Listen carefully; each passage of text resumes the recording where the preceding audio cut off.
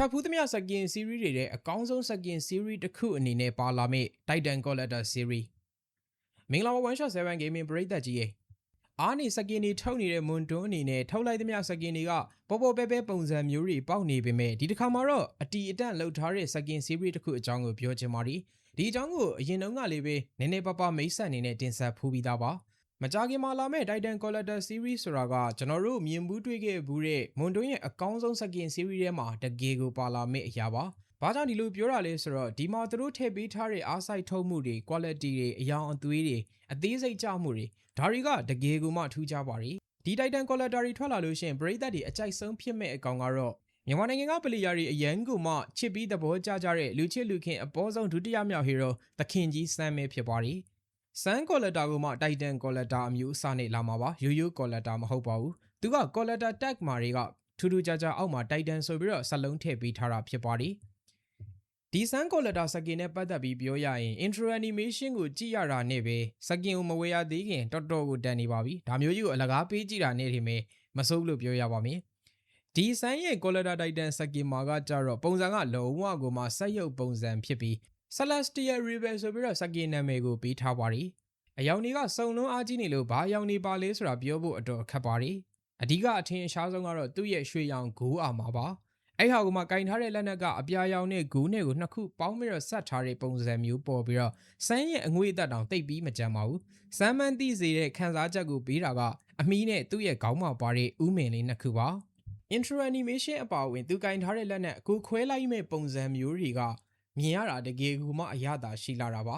။ Collector Titan Event ထွက်လာတဲ့အခါကျရင်စမ်း Skin ကိုတော့မဖြစ်မနေယူကိုယူသင့်တယ်လို့အကြံပြုချင်ပါတယ်။ Skin ကအဖက်ဖက်ကပြည့်စုံနေတယ်ဆိုပေမဲ့ပြောစရာရှိတာကတော့စမ်းကိုစမ်းနဲ့မတူအောင်ဖြစ်နေတဲ့ကိစ္စပါပဲ။မူရင်း hero ရဲ့ပုံစံပျောက်သွားလောက်အောင်အထီကိုမှ special လုပ်ပေးထားတာပါ။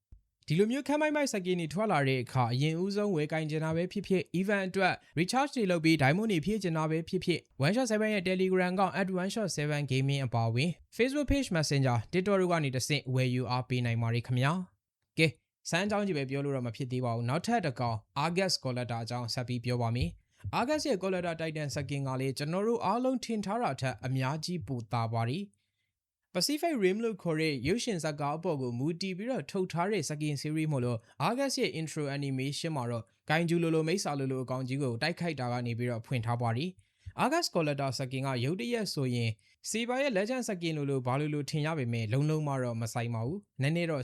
ဆင်နေပါတယ်။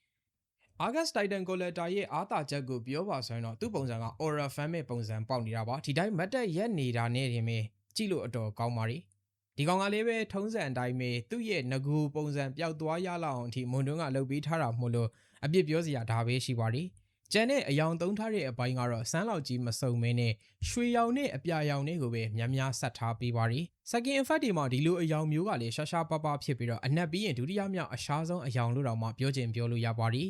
်ဒီတိုင်းလေးပုံစံကြည့်ပြီးတော့ဒီကောင်ကြီးကတော့စမ်းလောက်မမိုက်ပါဘူးလို့လည်းမထင်လိုက်ပါနဲ့။သူ့ရဲ့ Skin effect တွေကပုံစံပြောင်းတဲ့ font တစ်ခုစပယ်ထဲမှာပါအောင်မှာမို့လို့ဒီပုံစံတွေကိုမြင်အောင်မှာဖြစ်ပါတယ်။ဆိုလိုရရင်အခုငကူပုံစံမှာတော့မှဓာကလျက်စီးတွေတက်လက်လက်နဲ့တောက်ပနေတဲ့အပြင်ကမှသူ့ရဲ့နောက်ကျောကအတောင်ပံတွေကလေတစ်ချက်ကိုမီးတွေထားပွင့်ပါတယ်။အင်္ဂိမ်းထဲမှာရောက်သွားလို့သူ့ရဲ့ ultimate ဖွင့်လိုက်တဲ့အချိန်မှာ Argus ရဲ့အတောင်ပံတွေကဘလို့ပုံစံမျိုးတောင်မှမိုက်သွားအောင်မလဲဆိုတာကျွန်တော်တို့ကြိုမသိရသေးပါဘူး။ overall အနေနဲ့ခြုံငုံပြီးတော့ကြည့်လိုက်မယ်ဆိုရင်အခု Argus ကိုလုပ်ပြီးထားတဲ့ပုံစံကအပြင်မှာနည်းနည်းလေး short ထားပြီးတော့အင်္ဂိမ်းထဲမှာတော်တော်မိုက်အောင်လုပ်ပြီးထားမဲ့ပုံစံပေါ်ပါတယ်။ intro animation ကတော့ဝေဖန်စရာဘာမှမရှိလောက်အောင်ကိုပဲမွန်တွန်းဘက်ကအသေးချောက်လုပ်ပြီးထားပါတယ်။ Collector Skin တွေဆိုတာအရင်တည်းကမွန်တွန်းကဂယူတစိုက်ထုတ်ပြီးတဲ့ Skin အလန်းစားတွေဖြစ်ပြီးဒါကိုမှအချိုးပေါ်တကာဆင့်ပြီးတော့တိုင်တန်မှာထပ်ပြီးကပ်ပြီးထားတာဖြစ်တဲ့အတွက်ဖောက်ရတဲ့ကုန်ကြစရိတ်လည်းပုံမှန်ထက်ပိုနိုင်တယ်လို့ယူရတာလေတန်ကောင်းတန်ပါလိမ့်မယ်။လောလောဆယ်နှစ်ကောင်အတွက် intro animation တွေရထားပြီးပြီမလို့ဒါလေးတွေကိုပရိသတ်တွေကိုတင်ဆက်ပေးတာပါ။ Collector Titan Skin ကစုစုပေါင်း9ကောင်ထွက်မှာဖြစ်ပါတယ်။အဲ့ဒီ9ကောင်က